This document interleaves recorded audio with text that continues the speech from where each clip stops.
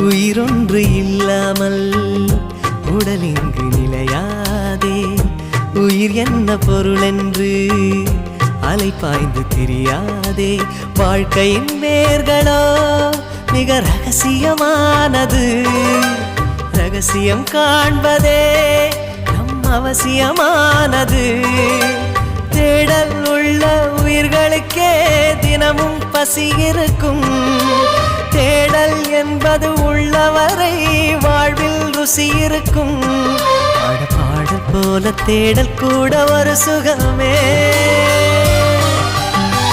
இசை பாடி வரும் இளம் காற்றுக்கு உருவமில்லை.